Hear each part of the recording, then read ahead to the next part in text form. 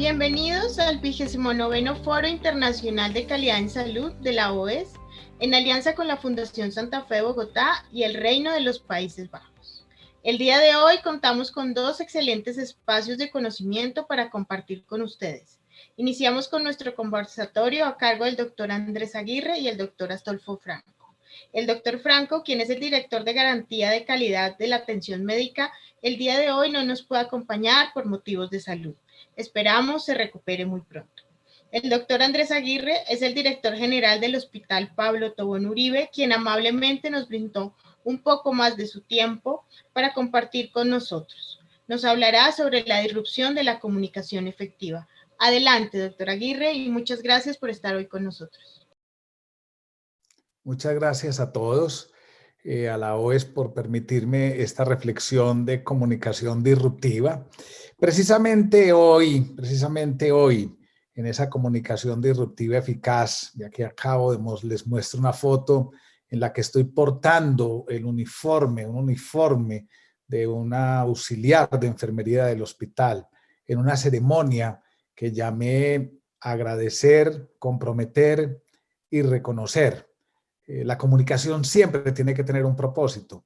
Y me puse ese uniforme, que lo he hecho varias veces, varios uniformes del hospital, para que la gente sienta en carne propia que su labor, que lo que hace es lo que refleja el alma. La gente no se espera eso es la disrupción, y esto generó una vez más hoy en el hospital un altísimo nivel de conmoción positiva, de sentir que son valorados y que su labor es esencial e importante. Entonces voy a compartir este espacio deseando que mi compañero de panel que no pudo estar se recupere. Pasando por esto, estamos en una pandemia y estamos ahora todos hablando de comunicaciones digitales. Yo he expresado, y en esta disrupción, que vivimos en esta era digital, pero que nos amputaron las manos y los brazos. No nos podemos abrazar. Y que, como bien dice aquí lo que están viendo, esta era virtual nos está llevando a pensar que todo es al instante y está a un simple toque de índice o de pulgar. Pero entrar en el corazón de las personas requiere tiempo y tacto. Y esto es algo sobre lo que voy a girar en esta comunicación disruptiva. No somos técnicos en comunicación, usamos técnicas de comunicación, pero tenemos que ir más allá si queremos que esa comunicación efectivamente sea eficaz y sea diferente. De hecho, lo expresa de otra manera este filósofo surcoreano que hoy está radicado en Alemania. Léanselo, todo lo que puedan de él. Tiene uno de los libros que se llama La expulsión de lo distinto. Y entonces nos habla de que es necesario reconsiderar la vida partiendo del otro, otorgándole al otro una prioridad ética, aprendiendo de nuevo el lenguaje. Escuchen esto hablando de comunicación, aprendiendo de nuevo el lenguaje de la responsabilidad y escuchando y respondiendo al otro. Más adelante, si el panel tengo tiempo, la pregunta que subyace cuando nos vamos a comunicar y nos vamos a comunicar de manera disruptiva es qué imagen de ser humano tenemos, sobre qué concepción de ser humano nos estamos comunicando. Comunicarse nunca será fácil porque nos comunicamos dos misterios, el misterio que es uno mismo con el misterio del otro. Nadie se conoce a sí mismo, nadie es transparente a sí mismo. Uno puede hablar cosas de uno y sin embargo uno se queda preguntando, ¿eso sí seré yo? ¿Seré todo lo que estoy diciendo o algo de lo que estoy diciendo incluso no soy yo? Y esto va a tener entonces o va a subyacer a todo lo que voy a expresar y voy a dar ejemplos concretos de cómo nos comunicamos en esta pandemia para volver a hablar de la comunicación disruptiva en general. Miren, comunicarse en esta pandemia no fue fácil porque los sistemas no estaban diseñados para afrontar una pandemia, no estábamos en ese marco mental. Los sistemas, nada, ni siquiera nuestro sistema de salud ni nuestras instituciones. Es como un avión está diseñado para volar en la atmósfera, pero no está diseñado para volar en el espacio sideral. Y puede tener muy buen diseño aquí y no allá. Y esto nos hizo pensar, y especialmente en lo que toca a mí, cómo debíamos comunicarnos de una manera novedosa. Sí, que garantizara que la organización, en este caso el hospital, pudiera seguir funcionando. Pero todo tiene que ver mucho con lo que viene atrás. Me voy atrás para poder hablar adelante. Este es Michael Hammer, que es un ingeniero, el padre de la reingeniería de los procesos, y decía, el secreto del éxito no es prever el futuro, sino crear una organización que prospere en un futuro que no puede ser previsto. O sea que nos preparamos para comunicarnos de manera disruptiva desde antes, no en el momento. Pero teníamos que estudiar el momento. Y miren esto, nos pusimos a leer. Me puse a leer con mi grupo de dirección y documentos de todo, cómo demostrar calma y optimismo en una crisis. Eso sí era disrupción, pero sin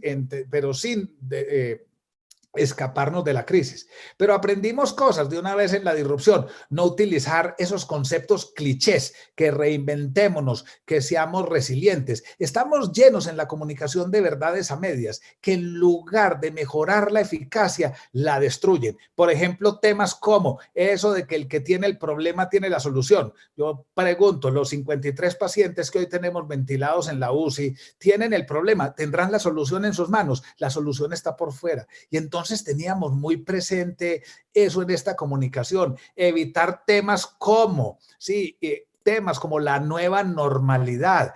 Quienes lideramos y estamos comunicando tenemos que ser muy cuidadosos con no tragar entero. Miren este concepto de la nueva normalidad. Nueva normalidad que lleva como implícito esto, como si lo nuevo fuera bueno. Es como si uno llegara donde el médico dijera, te tengo una muy buena noticia porque tienes un nuevo cáncer en el abdomen. Lo nuevo no es necesariamente bueno, ni lo normal tampoco lo es, cuando confundimos lo estadístico con lo ético. Quienes me están escuchando, espero que estén comprendiendo algo de esta disrupción. Comunicarse implica una toma de conciencia, una toma muy profunda de la conciencia de quién es uno, qué es lo que quiere hacer y quién es el ser humano, y no llenarse de estos conceptos clichés. Pero había una cosa fundamental en la comunicación, voy a decirlo distinto que como lo dijo Michael Hammer. Nuevamente estudiando, miren, organizarse para una urgencia, o sea, ser eficaz, implicaba esto, volver a cultivar los propósitos y los valores y la conexión social. Cuando uno quiere comunicarse, siempre un mensaje tiene un destinatario. Hay un emisor, como nos han enseñado, y hay un receptor, pero por sobre todo hay un propósito. Y además hay un metalenguaje, que es lo que subyace. Miren, claro, había que adoptar una receta, hay que salir de la crisis, pero la pregunta es, ¿se había cultivado previamente ese propósito? E hicimos eso. Miren algo también, nuevamente en el estudio. Cuando uno profundiza sobre la cultura organizacional, miren la importancia del liderazgo y la forma como se comunican. Y estoy hablando de lo segundo, los ritos y ceremonias. Les estaba hablando de esta ceremonia que tuve precisamente esta mañana, de ponerme ese uniforme para narrar y agradecer, no simplemente mandar un correo. Y además miren esto otro del comportamiento de los gerentes. ¿A qué prioridad les estamos? De eso voy a hablar. ¿A qué le hemos estado dando prioridad? ¿Cómo nos ven reaccionar ante las crisis? Debo decirle también al auditorio, que es el que me está oyendo, que no he dejado de ir durante la pandemia, no he dejado de estar haciendo presencia en el hospital y estar acompañando, claro, cuidando las normas, las seguridades. Pues no puedo hablar mediante un medio digital diciendo no se preocupen, están bien protegidos, sigan atendiendo pacientes del COVID, cuando la gente no ve a la persona ahí dando ejemplo. Y tuvimos unos principios de actuación. Y esto seguramente va a quedar grabado, que fueron fundamentales en esa comunicación disruptiva y eficaz, porque muestran la humildad y realidad.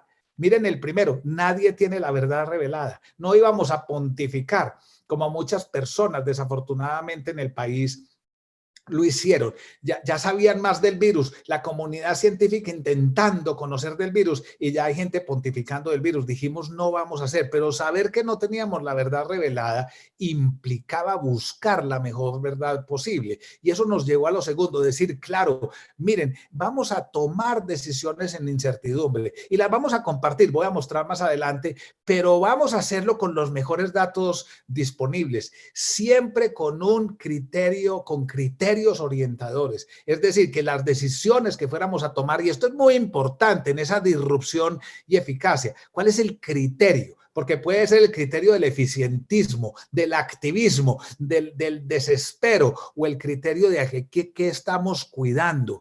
Y había estos dos criterios, la seguridad y la calidad. Pero era la seguridad con todos, con nuestros pacientes, con sus familiares, con nosotros mismos, con la comunidad y no perder esa calidad y esa servicio con alma del hospital. Y vean ese cuarto principio, todo estaba sujeto a revisión. Es un principio de la comunicación, no echar dogmas y decir y punto final, y al que le gustó bien y al que no le gustó bien. Eso la hace completamente ineficaz, nos pone y pone a la gente en una comunicación defensiva. La gente tiene que ver, la comunicación siempre tiene que mostrar apertura, siempre tiene que ir a más, como se dice por ahí, se puede siempre pensar más de lo que ya está pensado. Y así lo dijimos. Pero además, miren la otra cosa, teníamos y tenemos licencia para equivocarnos sin señalamientos, para no juzgar. Algo más adelante también diré de esto porque fue muy importante y la gente no se esperaba esto y fue absolutamente esencial estos criterios orientadores para que hoy el hospital pueda mostrar, no lo mostraré, pero decirles que hemos cumplido la tarea, hemos salvado vidas y el espíritu y la moral de la gente del hospital está en un lugar muy alto.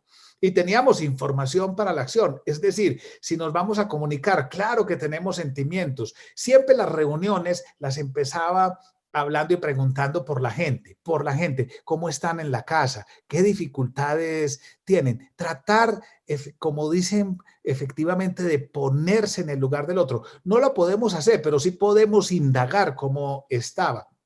Y esto fue esencial en la comunicación, el cuidado emocional del equipo en todas las reuniones y ha sido, y no solamente en la pandemia, sino por fuera de la pandemia. He estado utilizando mucho la pandemia porque ese es el contexto, pero esto sirve para cualquier circunstancia, incluso fuera de pandemia. El cuidado emocional del equipo. Eso me llevó incluso a enseñarle a la gente un poco sobre nuestra afectividad. Nosotros estamos construidos solo con base en 6 emociones básicas. Todas las demás se construyen alrededor de estas, que son la alegría, la tristeza, la ira, el miedo, el asco y la sorpresa.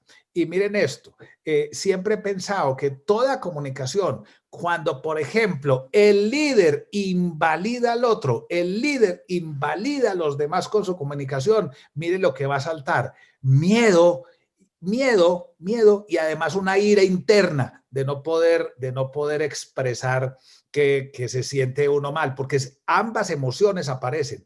Despertar miedo es muy fácil porque es la emoción que nos tiene vivos desde el punto de vista biológico. Cuando uno examina por qué estamos vivos como especie, la alegría no sirve, la tristeza tampoco, no ven los riesgos, no hacen reaccionar los riesgos, la sorpresa y el asco todavía menos. Uno puede tener asco de algo, pero ese algo no tener asco de uno y tragárselo completo. Andar buscando peleas, que es la de la furia, pues hace que rápidamente uno se encuentre otro más fuerte que uno y lo barra del panorama. El miedo. Y un líder interrumpe la comunicación cuando genera, e insisto en estas dos, cuando genera esa rabia contenida por invalidar al otro y cuando genera ese miedo de decir, si no están de acuerdo conmigo, entonces se van a ir o les cancelo el contrato. Algo fundamental en esa comunicación disruptiva, y por eso hablo de esa metacomunicación o de ese metalenguaje. ¿Qué es lo que hay detrás? El ejemplo. También al inicio de la pandemia, si nos debíamos o no vacunar contra la influenza, hay que vacunarnos. Y venga, yo soy el primero que le pongo el hombro a esa vacuna. Y unas señales de comunicación muy importantes también dentro de esos principios para crear esa comunicación disruptiva eficaz. Antes de que nos lo dijeran, el hospital comunicó, yo mismo, la prioridad es la atención a los colaboradores y familias, incluyendo la UCI si la necesitaban. Les íbamos a dar prioridad. Ustedes se imaginarán lo que eso ocasionó. Claro, la gente que estaba sometiéndose a riesgo, que llevaba el riesgo para su casa, era el mensaje de decir, miren que ustedes también, ustedes están dando lo mejor por la comunidad, el hospital los va a proteger. Pero vean el segundo. Aquí soy más específico, no señalamientos expresos a nadie si se adquiría el COVID, regañar a la gente en una pandemia, sí, cuando estaba dando lo mejor de sí, cuando es un ser humano frágil, vulnerable, producía un sentido contrario. Siempre una comunicación de refuerzo positivo y de estímulo positivo, no de refuerzo negativo, no, o sea, la amenaza, no de estímulo negativo, o sea, la sanción. Y montamos rápidamente, uno se comunica también con símbolos, montamos rápidamente pruebas PCR en el hospital, pero se les dijo fundamentalmente para diagnosticar y para seguir a la gente de nuestro hospital, para que se sintieran seguros y para que pudieran ir a sus casas seguros. Eso fue fundamental en la comunicación. Y aprendimos algo también de la crisis, crear equipos de proyectos. Voy a mostrar más adelante la diapositiva que sigue y es construir con la gente. La comunicación no puede ser algo centralizado. Creamos equipos para el área asistencial, para mirar los procesos, los escalamientos, equipos de soporte humano, de expansión de infraestructura, de logística. Ustedes los ven ahí. ¿Cuántos equipos de proyectos y darles la posibilidad de que se expresaran mediante este concepto que aprendí de un libro que me marcó en la vida, en mi vida directiva? Se llama Sistémica Elemental, ojalá se lo leyeran. Y ahí leí una cosa que me ha marcado y que se conoce como el principio de la redundancia del comando potencial. Y surgió en la batalla, en la Segunda Guerra Mundial, en la batalla naval de Midway, los japoneses, la flota naval japonesa contra la flota naval americana. Los japoneses son jerarquizados, el emperador, y tenían el buque insignia que le daba órdenes a todos los demás buques, y pensaron que los americanos funcionarían igual, es decir, que si ellos atacaban al buque insignia americano y destruían la comunicación centralizada, los demás no sabrían qué hacer. Y los americanos obraron muy distinto y crearon esto que se conoce nuevamente como el principio de la redundancia, y es que se comunicaban entre todos los barcos y el comando lo tomaban rotativo el que tuviera la mejor información. Por eso los japoneses, aunque destruyeron algunos barcos, nunca pudieron destruir la toma de la decisión, porque eso estaba en todas partes y todos tenían información. Pues eso fue lo que hicimos en el hospital, que la gente tuviera la información, le dábamos información, que ellos nos dieran información y que el que mejor información tuviera fuera el que tomara las decisiones. Claro, nos informaba para no perder un criterio de gestión, pero eso funcionó y la gente reaccionó. Era imposible reaccionar de manera centralizada con una comunicación de arriba abajo, dogmática, sino crear este principio que fue aprendido, repito, en este libro. Y nos centramos también en una comunicación donde no todo importaba, donde había temas más importantes que otros. Y estos fueron los temas. Aquí, nuevamente, mi mensaje más que la diapositiva es: elijan. O sea, no gastemos tiempo en aquello que en un momento dado no es lo que importa, sino demos el énfasis en la cultura de seguridad, en el plan de preparación, en la protección de los colaboradores, ya mencioné, en las pruebas diagnósticas, y eso fue esencial para no divagar. Creamos cosas que seguramente muchas entidades tendrán, aplicaciones del Smart, aquí donde nosotros reportábamos cualquier síntoma e inmediatamente la gente podía reaccionar. Hicimos muchísimo, ¿cierto? Aquí lo ven nuevamente, estudio permanente, lo arrancamos desde el 27 de febrero. Siempre trabajo en equipo, y miren esta diapositiva, y siempre sabiendo que estábamos tomando decisiones en incertidumbre y que por lo tanto, repito, que no habría señalamientos. Hicimos una gran cantidad de protocolos de atención que fueron divulgados rápidamente. Fue increíble la velocidad de adaptación. Y esto nuevamente aquí me detengo en los colaboradores, otra vez, eso de hacerlos sentir que iban a estar seguros, al darles el apoyo emocional, en cómo los pusimos a participar para la selección y la mejor dotación de los elementos,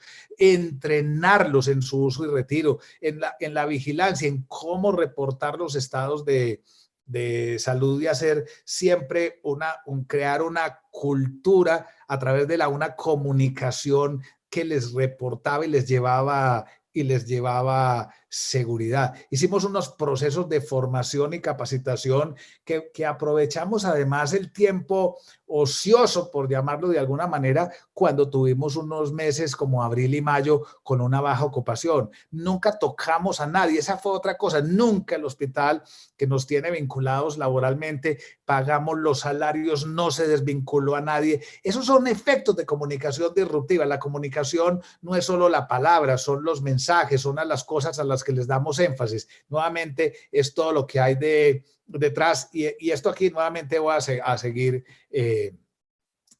porque me interesa en los últimos minutos que tengo es sobre qué visión antropológica construimos las relaciones y por ende las comunicaciones. Es que sobre una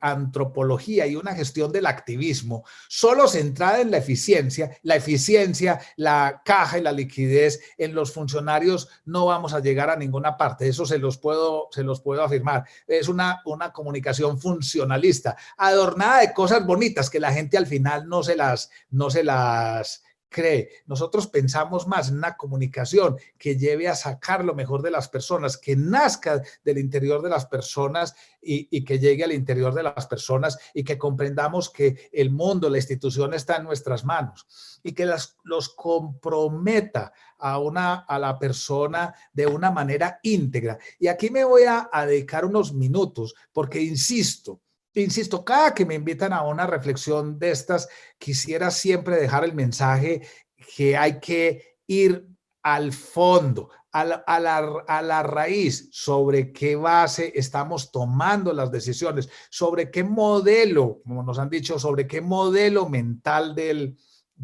mundo, sobre qué modelo mental de las personas y sobre qué bases y sobre qué estudio vamos a tratar de influir sobre los demás. Debo decir con mucho cariño y mucho respeto que me parece que quienes lideramos hoy vamos a tener que estudiar más psicología, más filosofía, más antropología, más sociología. La comunicación está ahí, estamos llenos, insisto, como empezaba en esa diapositiva, de comunicaciones digitales mediadas por la tecnología. Y antes de mostrar cuál es el modelo que usamos en el hospital, siempre he dicho que no es lo mismo el brillo de unos ojos al destello de una pantalla. Las comunicaciones por la pantalla nos restringen, no tienen retroalimentación como me pasa a mí. Le estoy hablando a una cámara, me veo, le estoy hablando a una pantalla y quisiera ver las reacciones de quienes me escuchan, sus rostros, quisiera ver lo que están sintiendo y lo que están percibiendo.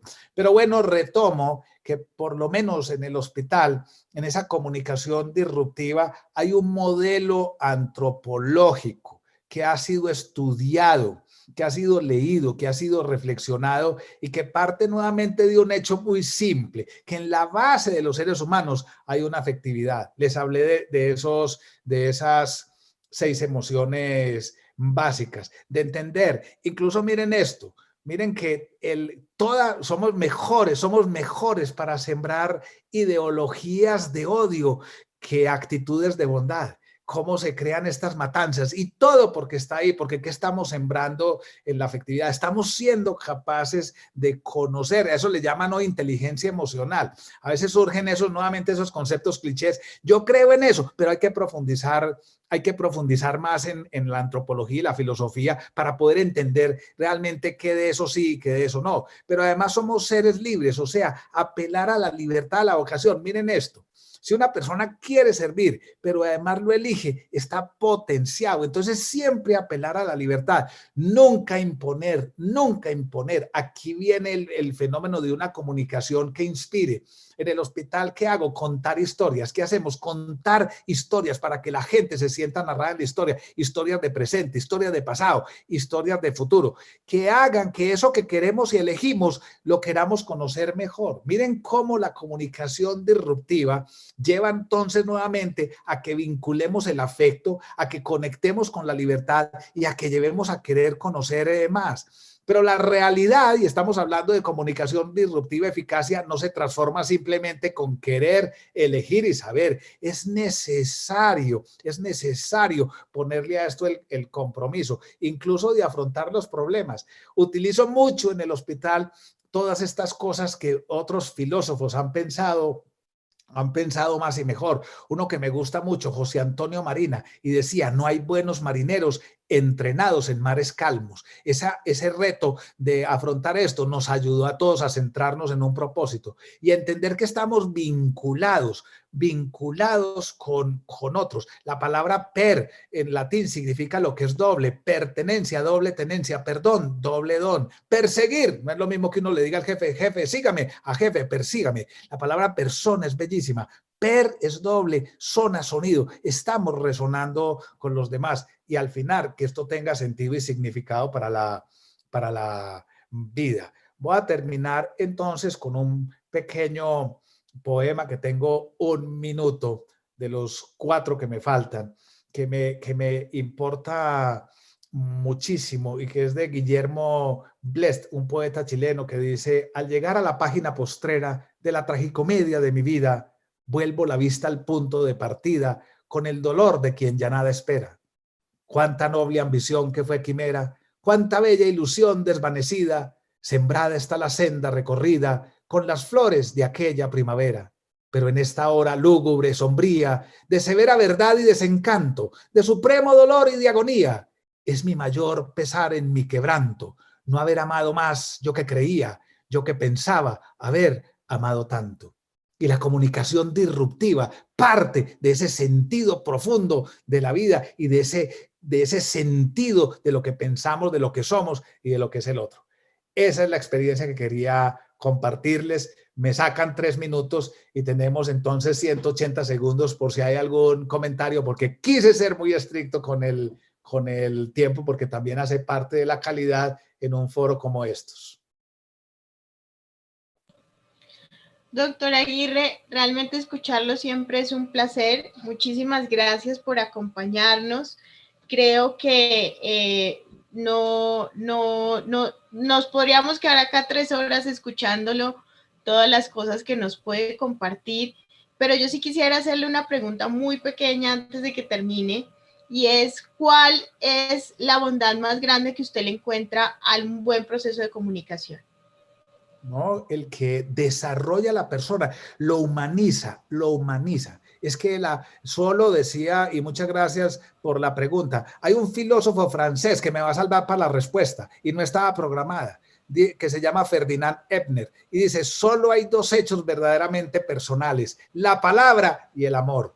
El hecho más bonito de la palabra es que nos humaniza, nos hace personas y nos hace encontrarle sentido a la vida. Esa es la gran bondad.